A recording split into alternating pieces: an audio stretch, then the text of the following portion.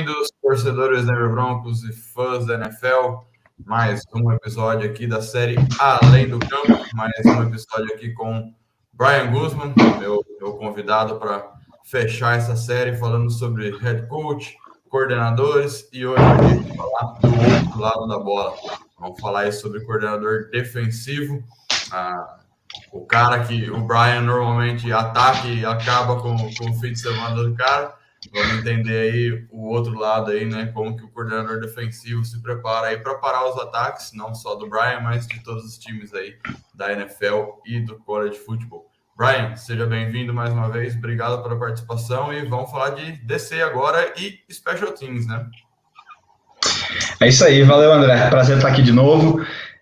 Acaba com o fim de semana dele ou ele acaba com o meu, né? Ano passado eu encontrei aí uns dois coordenadores defensivos que com certeza acabaram com o meu fim de semana. É uma posição bem interessante, bem interessante, né? O curioso é que acho que nos últimos 2 anos, pelo menos, eu tenho aprendido muito mais estudando o lado defensivo da bola, né? Os coordenadores defensivos, do que realmente o meu lado da bola, que é o ataque, né? Então é uma interação, uma dinâmica aí fascinante, vai ser legal trocar essa ideia aí contigo. Exatamente. E antes da gente começar a trocar ideia, se inscrevam aqui em nosso canal, deixe seu like, deixe seu comentário também no vídeo aí, mande suas perguntas aí, a gente vai interagindo na seção de comentários. E também vale lembrar aí, nosso canal no YouTube, Maior Brasil, se inscreva, ative o sininho, estamos aí também no Twitter, Instagram, página e grupo no Facebook e também temos aí agora o canal na Twitch, né? E para você que gosta bastante do nosso trabalho, quer contribuir aí para a gente continuar fazendo um trabalho muito bom sobre o Denver Broncos, entra aí no apoia.se/Maior Brasil ou vai aí no QR Code, só apontar a câmera do celular para a tela aí, que você já vai ser redirecionado e pode ver as recompensas e os jeitos de nos apoiar. Bom, vamos falar sobre DC. A gente falou semana passada sobre coordenador ofensivo. Então, começando de novo com aquela velha pergunta, Brian, qual é as atribuições, né, de um coordenador defensivo ali? Como que seria um pouco da rotina e dos deveres aí de um DC? Então, ele é o espelho do coordenador ofensivo, né? Eu acho que isso é meio sentido comum, mas muda um pouquinho no sentido do tamanho do staff, né? Geralmente os staffs defensivos são um pouquinho menores. Isso não é verdade para todas as franquias, né? Mas em geral, dependendo do sistema que você utiliza, existem menos posições para você treinar na defesa, né? Na NFL, eu diria que esse número, se for menor, ele não é tão significativo, né? Se a gente estiver pensando, por exemplo, no ataque, a gente está falando de QB, running back, linha ofensiva, tight ends, wide receivers, né? São 5 treinadores de posição. A grosso modo, na defesa, a gente está falando de linha defensiva, linebackers, safeties e corners. Então, é uma posição menos, né? São 4 de um lado da bola, 5 do outro. Então, a primeira atribuição seria mais ou menos a diferença do staff que você tem que gerenciar. Agora, existem times que eles vão colocar dois assistentes para a linha ofensiva, existem times que eles vão diferenciar entre coach de defensive tackles e coach de edge rushers, né? Ou você tem um coach de linha defensiva e um assistente especial de pass rush. Enfim, hoje em dia, com os recursos que o time da NFL tem, eles podem ser tão diversificados quanto eles precisam. Mas eu diria que, a grosso modo, essa é a primeira diferença, né? Não significa que o trabalho do coordenador defensivo é mais fácil, né? Eu acho que pelo contrário, cara. Hoje em dia, com as mudanças de regra, né, principalmente na NFL, onde o jogo tá bem mais inclinado a altos marcadores, né, um jogo aéreo totalmente protegido, QB protegido, recebedor protegido, a vida dos jogadores defensivos e do coordenador defensivo está bem mais difícil, né? Então, o coordenador defensivo é esse cara aí que toda semana ele é responsável por tentar eliminar a melhor arma do outro time, né? Tentar manter os caras fora da end zone aí, pelo menos abaixo de 24 pontos, né? Que é o standard procedure aí hoje em dia na NFL, né? Porque evitar que alguém realmente anote aí é muito difícil hoje em dia na liga, né? Você precisa ter uma defesa realmente muito dominante para conseguir fazer isso, né? Mas ele é realmente o espelho do coordenador ofensivo do outro lado da bola, e aplicam as mesmas coisas que a gente falou no último vídeo, né? A operação muda um pouquinho quando o head coach é o play caller defensivo. né? Como era o caso do nosso Vic Fangio aí, como é o caso do Robert Saleh e vários outros coaches aí, head coaches na NFL. O Brian, e quando a gente fala em playbook, né? Na semana passada a gente mostrou um pouco como que é a montagem, como que é a divisão, como que seria, assim, dá para a gente traçar um paralelo para a defesa, o coordenador defensivo também tem o play sheet dele, ele também fica com aquilo na sideline, ele monta uns esquemas de defesa situacionais, né? Jardas longas, médias e curtas, enfim, tem uma divisão também, igual o ataque também tem? Com certeza. Muda um pouco, né? Muda um pouco a forma como o coordenador defensivo visualiza o jogo, porque são menos situações. Aqui um coordenador defensivo ele vai aplicar a divisão dos calls dele, das defesas dele, mas por outro lado, ele tem que considerar muito mais fatores externos. Por exemplo, as defesas em geral, em qualquer nível de futebol americano, elas são muito baseadas na formação ofensiva. Tá? Então, se você pega um playbook ofensivo e você pega um playbook defensivo, você vai ver que o playbook defensivo ele tem um conceito, vamos dizer que ele tem a instalação, sei lá, cover 2. Né? É assim que a gente joga cover 2. Essas são as regras do cover 2. Uma página. Aí depois você tem 10 páginas depois disso, que é cover 2 contra formações 2x2, cover 2 contra personnel 21, cover 2 contra formações 3x1, cover 2 se existe o motion do slot receiver desse lado para esse lado, cover 2 se o ataque sai em empty, sem ninguém no backfield, 5 recebedores abertos. Então, futebol americano defensivo, ele é muito mais ajustes e regras do que o futebol americano ofensivo. Lógico, obviamente, o ataque ele tem que ajustar, né? As rotas elas vão mudar, de repente o time, o footwork do QB muda de acordo com o que a defesa está fazendo. Mas jogar defesa no futebol americano se trata de entender o que é que você quer fazer defensivamente, qual é a cobertura, qual é a frente, qual é a blitz, qual é a pressão que você vai mandar naquela jogada, tá? De reconhecer o que o ataque está fazendo baseado em formação, down em distância, split dos recebedores, se o recebedor está alinhado muito perto da linha, ou se ele abrir um pouquinho mais o split dele, se ele está sobre os números, se ele está sobre a hash, qual é o alinhamento do running back. Então, tudo isso, os jogadores defensivos e o coordenador defensivo tem que ser capaz de reconhecer, diagnosticar e aplicar as regras de ajuste deles, se houver um motion, se houver um shift na formação, né, se houver algum call do QB mudando a jogada. Né, eles têm que saber quais são essas regras deles e aplicar em tempo real. Então, o trabalho do coordenador defensivo, muito mais do que diagramar jogadas, né, tipo jogadas especiais, é conseguir construir um conjunto de regras que sejam simples o suficiente para que seus jogadores consigam entender e aplicar imediatamente no campo e complexas o suficiente para dar ferramentas suficientes para eles solucionarem os problemas dentro de campo, né? É muito difícil. É muito difícil. Não é fácil aprender defesa. Cara, se a gente pensava que era difícil entender um play call gigante de um coordenador ofensivo West Coast da NFL, né? Você entender as regras, por exemplo, o que hoje é a grande moda da NFL, né? Too high, cover 6, por exemplo, que significa cover 6, né? 2 safeties jogando em cima, 10 a 12 jardas, e um lado da defesa, um lado do campo, tá jogando quarters, né? Que é basicamente cover 4, onde o corner tá profundo e o safety está profundo, e jogando cover 2 do outro lado do campo, onde o corner tá jogando embaixo e o safety está jogando metade do campo. Então, aí você começa a ver as regras de cobertura de cada jogador desse, cobertura e run fit, né? O que é o run fit? É a responsabilidade de defender a corrida de um jogador defensivo.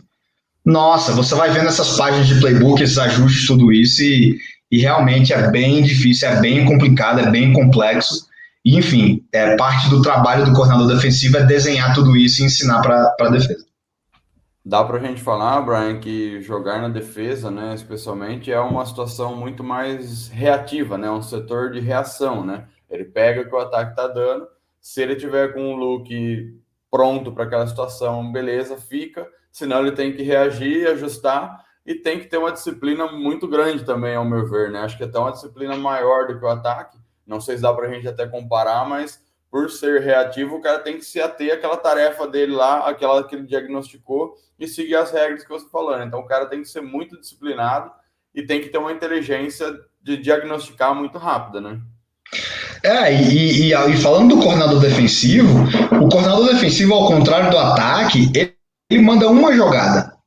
Então ele geralmente manda uma jogada para aquele down. O coordenador defensivo, principalmente na NFL, o coordenador ofensivo, desculpa, principalmente na NFL, o que os caras geralmente fazem? Eles mandam, sei lá, uma jogada e aí eles mandam um kill e mandam uma segunda jogada caso o look não tá favorável, né? Ou o QB aprende que se eles saírem nisso, eu posso mudar automaticamente para essa jogada, que é o que a gente comentou no episódio passado, né? Na defesa, cara, o coordenador defensivo ele tem que pensar o seguinte: olha, nesse down em distância, essa é a tendência antes do jogo que ele geralmente tem mostrado, tanto de passe, tanto de corrida e essas formações.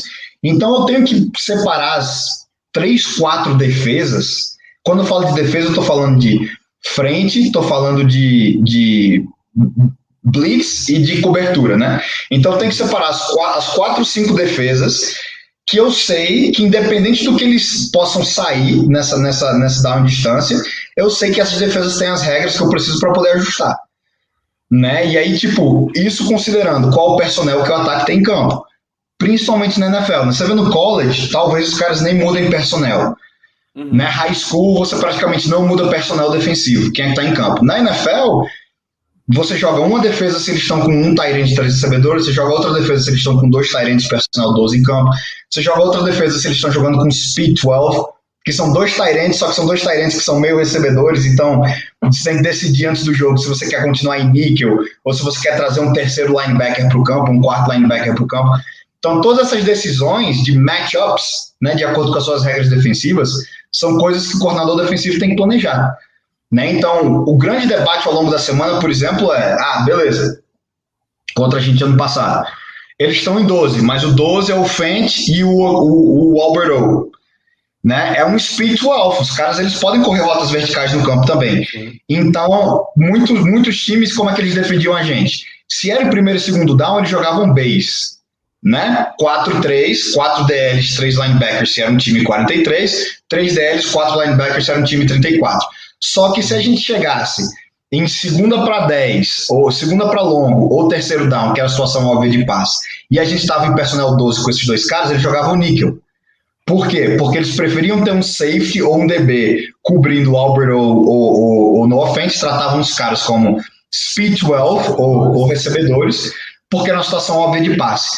Isso não é inventado durante o jogo, né? Isso é debatido, treinado, os caras vão decidir quem é que vai fazer o matchup com quem durante a semana, tá? E aí eles precisam diagnosticar isso durante o jogo, tem um analista lá em cima que ele tá vendo só as substituições do ataque, né? Então ele tá gritando para você assim, tá dizendo 12, 12, 12, 12, ou speed 12, speed 12, speed 12, 11, 11, e o coordenador defensivo ele sabe qual é o pacote de personal que ele tá defendendo naquela jogada, para fazer substituições dele também. Esse cara lá em cima seria o quality control da defesa, daí, por exemplo. Precisamente, ele é um dos quality control coaches da defesa, que tem um trabalho muito importante, né? Você imagina você gritar o personnel errado, né? Você gritar o personnel errado e de repente o coordenador defensivo ele manda uma jogada, você sai com o linebacker aí cobrindo o Travis Kelce, que acontece, a gente vê isso acontecendo na NFL. E aí a gente tá em casa assistindo e faz, como é que esse cara deixa o linebacker cobrindo o Travis Kelce, sabe? E é tipo, mas de repente alguém falhou na linha de comunicação, o cara viu, o cara lá de cima não conseguiu ver a substituição. Isso também explica, né, para o pessoal que está assistindo, o porquê que os árbitros sempre ficam em cima da bola quando o ataque está substituindo os jogadores. Porque, por regra, você tem que dar tempo suficiente para a defesa poder substituir também. Então, o que acontece, qual o grande problema qual é o grande desafio para as defesas na NFL? Hoje em dia, a maioria dos tight ends, dos times que utilizam bem um tight end, ficam em personnel 11, mas aí esse tight end também joga de recebedor, como é o caso do Kelce, como é o caso do Kittley, né? E então, quando o ataque quer impedir a defesa de substituir, vamos dizer que, sei lá, primeiro down, eles saem com dois tight ends, né, como eu acabei de falar. E aí eles correm a bola e a defesa está em base. Eles conseguem um first down.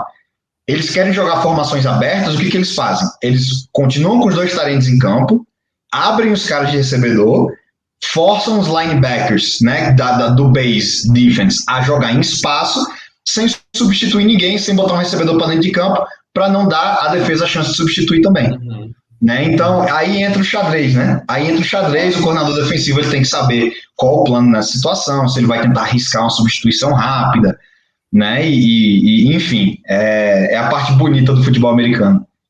Aí começam as brigas invisíveis, vamos dizer assim, de preparar o melhor matchup possível, o ataque contra a defesa, né? Exatamente. Brian, uma outra pergunta, né? A gente falou muito no vídeo passado sobre a comunicação, né? Especialmente, né, o pessoal lá das tribunas, né? Com o coordenador, com o head coach e com o jogador, né? No caso era o QB. Na defesa, o ponto, né, de escuta ali fica necessariamente com uma posição específica ou é mais amplo e o coordenador pode dar para o cara que ele confia? Normalmente a gente vê muito nos linebackers, né? Isso, no middle linebacker, né? Que é tradicionalmente ele é o QB da defesa. Mas isso tem mudado, viu, André? Hoje em dia, o normal é que o Mike, né, o middle linebacker, ele ainda esteja com ponto verde no capacete. Né? Enfim, a maioria das pessoas deve saber isso a essa altura, mas não custa repetir, né? Como é que a gente sabe qual é o jogador que tem o microfone no capacete? Ele tem um adesivozinho, uma bolinha verde no capacete dele. Exato. Então, esse é o QB, sempre tem isso, e o jogador defensivo, ele sempre tem o que ele tem o microfone no capacete, o rádio, ele tem esse pontinho também, assim que a gente identifica. Tradicionalmente é o Mike linebacker, o middle linebacker, mas, por exemplo, ano passado, o cara que tinha um ponto na defesa dos campeões do Super Bowl, dos Rams, era o safety. Uhum. Era o safety. E vai ser interessante ver isso agora porque o Ejiro Evero ele tá com a gente, né? Então vai ser bem interessante ver quem é que ele vai querer colocar como o ponto verde da defesa, porque eu vejo poderia ser o Justin Simmons sem nenhum problema, né?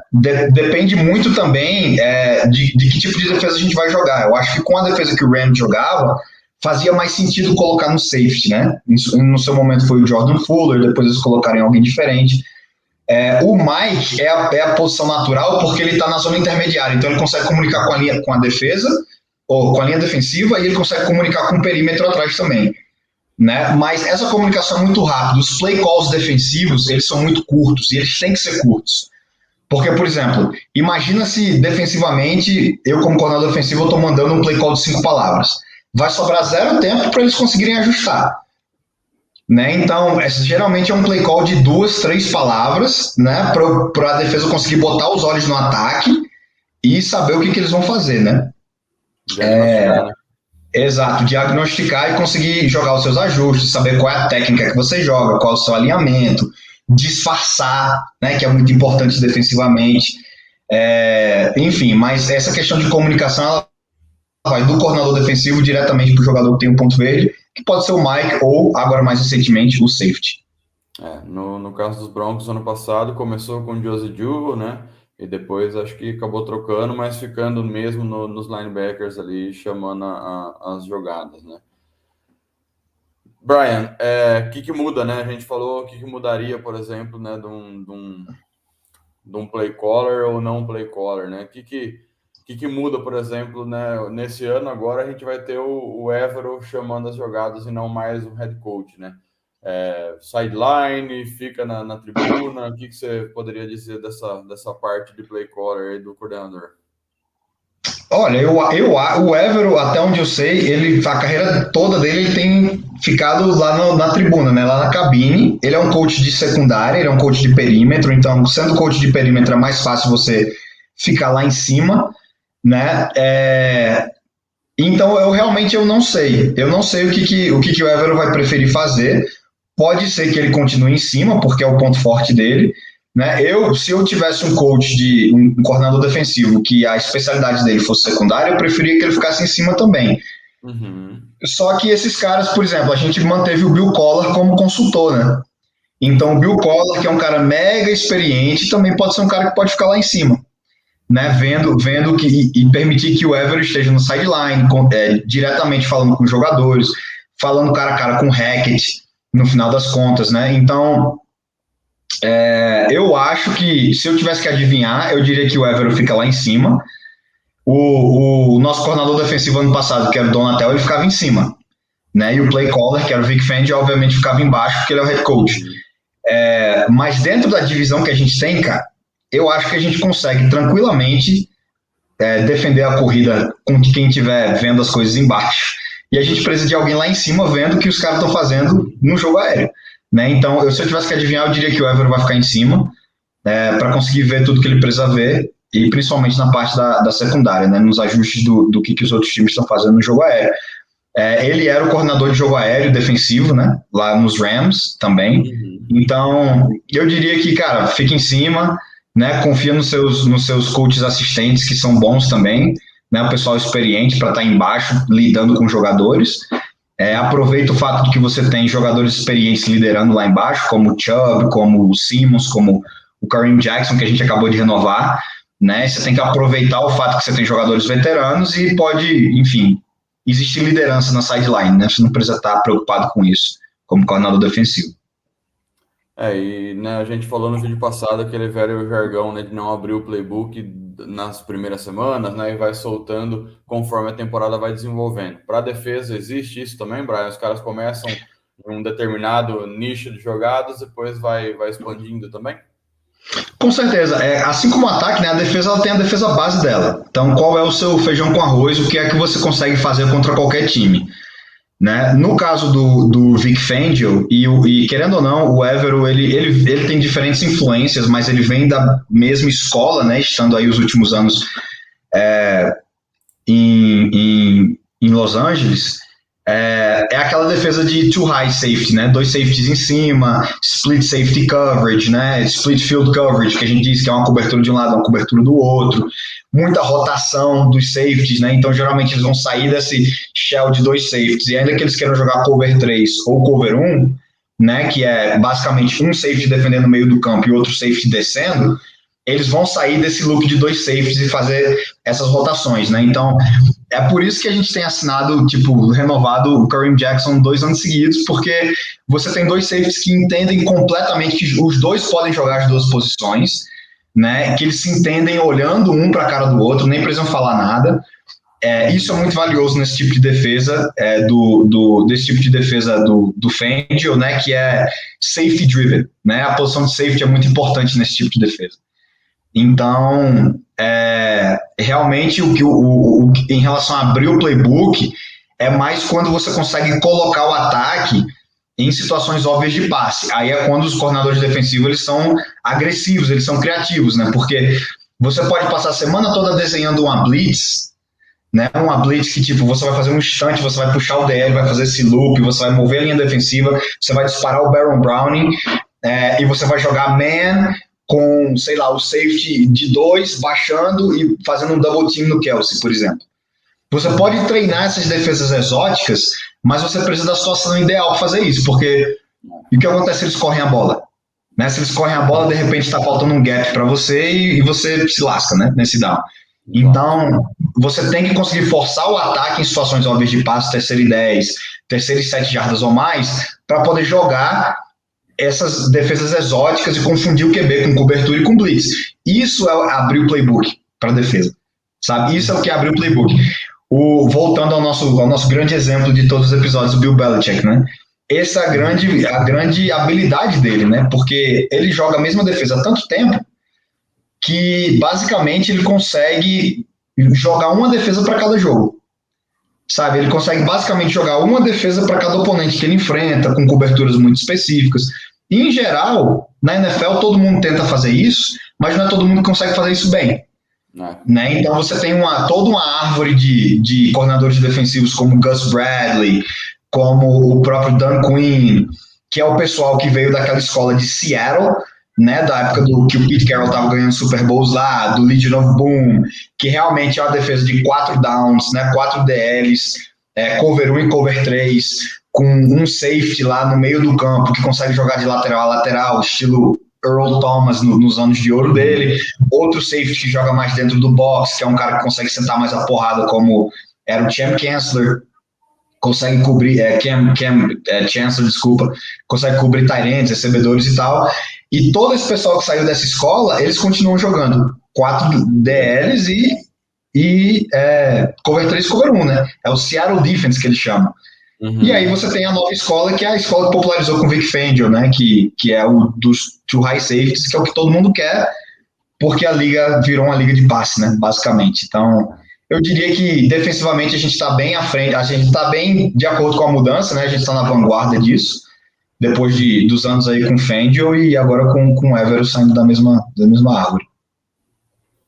Bacana. Vamos trocar um pouco agora da defesa e falar um pouco do time de especialistas, que talvez seja aí um setor aí que a gente tenha mais dúvidas, né? Como que é a dinâmica, né? Uma vez que jogadores de ataque e defesa estão envolvidos, né? Como que é a questão do treinamento, né? Você tem que treinar depois, né? Que acabou o ataque, acabou a defesa, para coletar os jogadores e treinar. Como que é uma rotina de um coordenador aí, playbook, né? Tem playbook, não tem?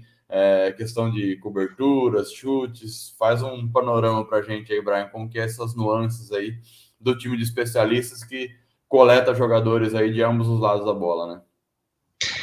Com certeza tem playbook, é muito importante, né? A gente viu aí nos últimos anos os problemas que nós tivemos com times especiais.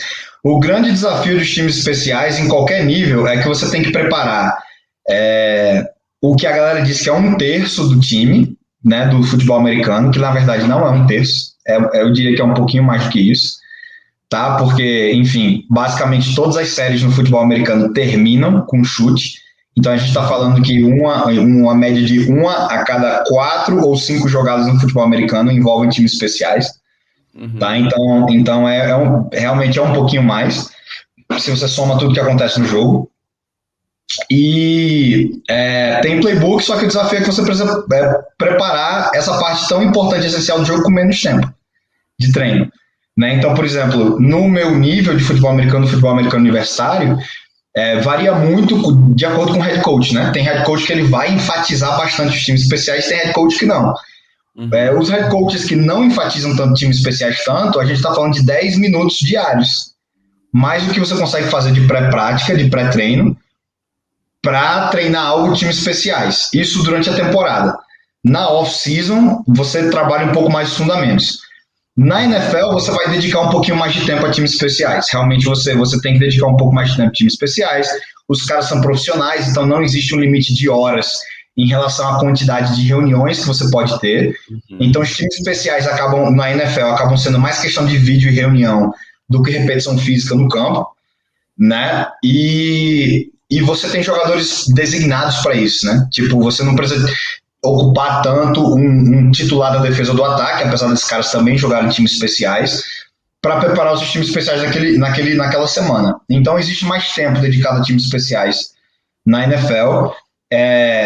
Os esquemas não mudam tanto, tá? Você não vai ver muita criatividade em times especiais na NFL, mas você está enfrentando os melhores atletas do mundo naquele esporte, nos times especiais. Então, times especiais é mais questão de matchup, né? No final das contas, tipo, você está preparando seu time de punch, você tem que saber onde está o melhor atleta deles no time de punch block, né? Quem é que esse cara vai tentar atacar, né? Como é que eles estão atacando o seu esquema.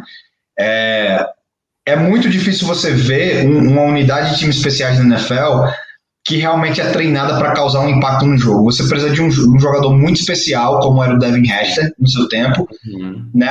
É muito mais assim, os times especiais eles são trabalhados para que eles não sejam um problema, né? Para que eles não sejam um problema. E aí, por exemplo, o que vem à mente para mim é o jogo contra Dallas no ano passado, né? Onde os times especiais fizeram toda a diferença e a questão de preparação, cara, a questão de você ter os jogadores certos, né? O Vic Fangio, ele falava muito isso também, e nisso ele tinha razão, né? A gente até zoava, falando, não, o coordenador de times especiais, né? Ele virou tipo o Judas do ano passado, e realmente a responsabilidade no final das contas é dele, né? Ele é o coordenador da unidade, mas eu acho que tem muito mais a ver com quem você tem jogando times especiais, né? Você precisa ter as pessoas certas jogando times especiais. Enfim, no futebol americano a gente tem um ditado que diz que na NFL, times especiais, para muitos jogadores, os times especiais não são um modo de conseguir ficar no time. Para muitos jogadores é o único modo de conseguir ficar no time, né? Então, como coordenador, você tem que ter esquemas sólidos, né? Você tem que montar esquemas sólidos que basicamente são homogêneos ao longo da liga, né? Tipo, eles não vão mudar muito de um time para outro. 2 anos atrás, por título de curiosidade, eu tive a oportunidade de participar de uma clínica, né, num Zoom, com o nosso ex-coordenador de times especiais, o Brock, né? Brock Oliver. E um cara super, super alta energia, né? Bem gente boa. Fez uma clínica para treinadores internacionais aí. Eu tive a oportunidade de estar nessa clínica e ele mostrou, inclusive, o playbook dos Broncos, né? De times especiais dos Broncos no ano que ele teve com a gente. Falamos, inclusive, do Andy Janovich, né? Ele foi o cara que famosamente falou lá que se eu tivesse 11 Andy Janovich no time especiais, nós seríamos, né, perfeitos. E a gente falou muito sobre essa questão do Andy Janovich, né? E uma coisa que ele falou que ficou muito comigo, ele disse, cara, você quer Andy Janovich no time especiais porque você consegue consertar problemas de esquema com jogadores. Você não precisa mudar um esquema para defender certa jogada do outro time.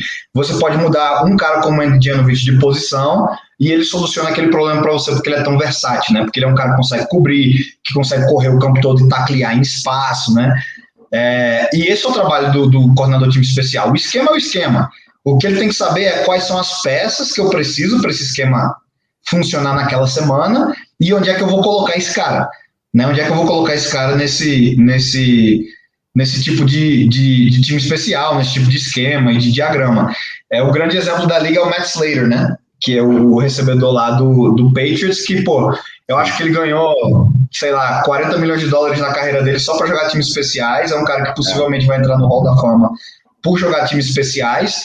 E é um cara que está em todos os times especiais, né? Ele corrige todos os problemas de esquema do time. Então, o trabalho do coordenador é esse.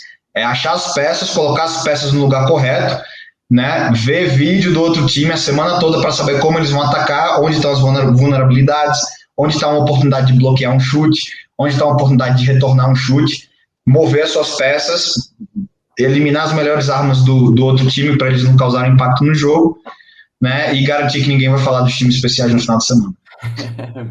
Estávamos acostumados a falar muito dos times especialistas nas nossas lives, né, com o Tom McMahon, e agora com o Stoops aí, a gente espera que finalmente a gente tenha um time de especialistas em Denver aí, que seja bem melhor, né?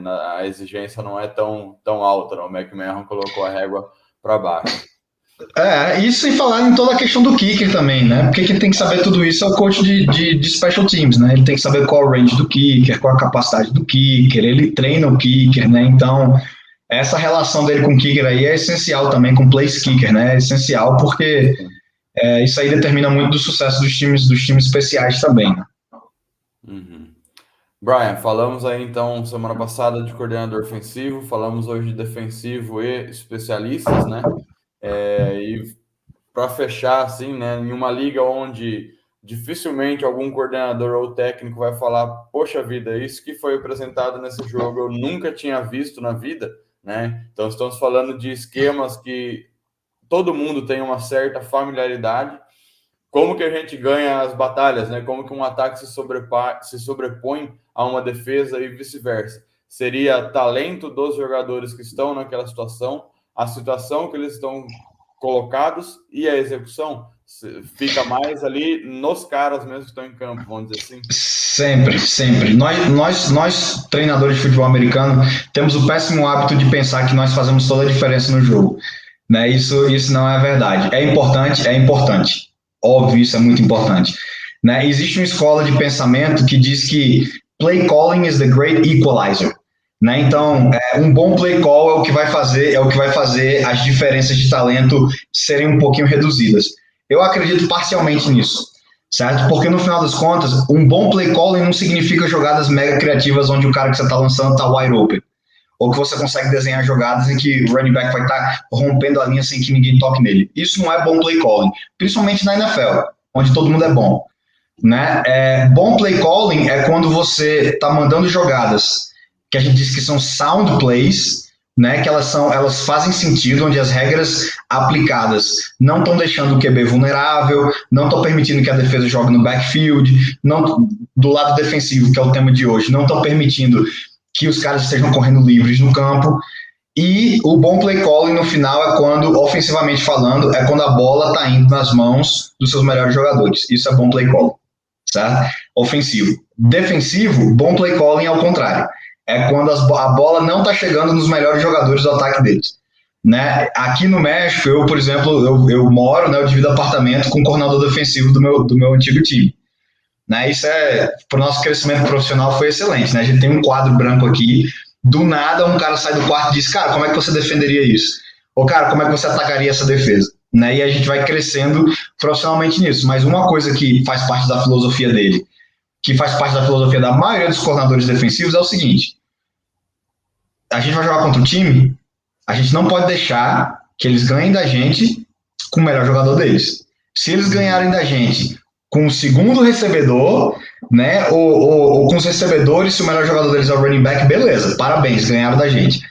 Mas o nosso trabalho é garantir que o melhor jogador deles não vai acabar com a gente no jogo, defensivamente. Não seja um fator, né? Exato. E, tipo, o Fangio era muito bom nisso, né? Isso é uma coisa que a gente tem que aplaudir, que o Fangio era muito bom em limitar os melhores jogadores do outro time. E isso é uma grande qualidade de um coordenador defensivo, né? Porque no final das contas você não vai conseguir defender tudo. Só existe uma defesa que defende o campo inteiro no futebol americano, que é man coverage. É jogar homem a homem.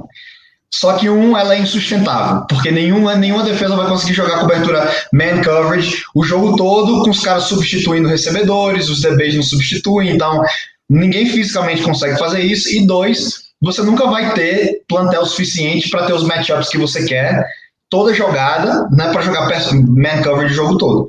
Então, essa é a única defesa que defende o jogo todo, o campo inteiro. Todas as outras defesas, elas vão entregar alguma coisa. Né, elas vão entregar um flat, elas vão entregar um middle hook, elas vão entregar um vertical na sideline. Cada defesa tem uma fraqueza.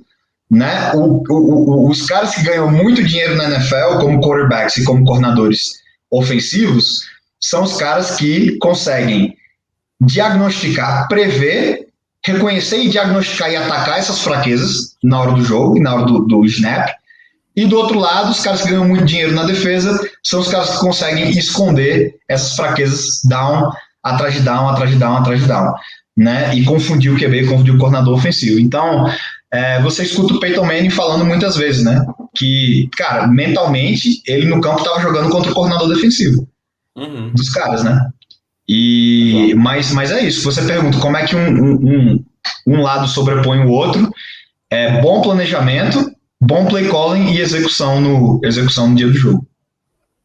Maravilhoso. Realmente é um xadrez, é uma batalha mental também, né? Muito mais do que física, até eu diria, né? Tem que ter ali um bom planejamento, uma boa mentalidade para que o físico seja só a consequência, né? O físico ali, o que é executado normalmente é o produto ali de um bom planejamento e um bom diagnóstico e chamadas, enfim, que sejam mais favoráveis. Brian, queria te agradecer mais uma vez, mais um maravilhoso vídeo aqui. Falamos do lado defensivo da bola. Eu sou um grande entusiasta de defesas, né? Torcedor de Denver se acostumou aí com excelentes defesas, aí desde perder de vista, sei lá qual ano aí, né? Já tá no DNA de Denver ter uma boa defesa. Então eu aprendi a gostar bastante de defesa aí. Foi mais um vídeo de bastante luz aí para a gente entender esse lado da bola. Então, eu te agradeço mais uma vez e te encontro no próximo vídeo, quinta-feira. Valeu, André. Um abraço.